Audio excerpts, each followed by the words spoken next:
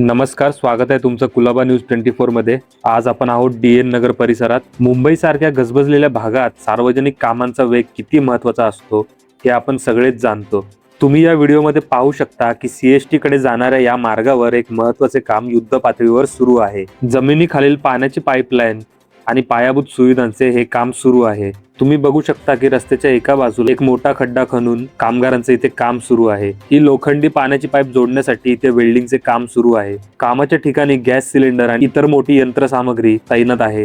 कामाची व्याप्ती मोठी आहे आणि कामगार अत्यंत काळजीपूर्वक हे वेल्डिंगचे काम पूर्ण करत आहेत। या रस्त्यावरची वाहतूक आणि नागरिकांची ये-जा लक्षात घेता हे काम वेळेत पूर्ण होणे खूप गरजेचे आहे। अशा कामांमुळे काही अडथळा निर्माण होत असला तरी शहराच्या विकासासाठी हे काम अत्यंत आवश्यक आहे।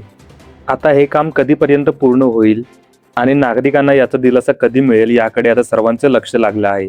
तुमच्या भागात अशी विकासाची कामं होतात का?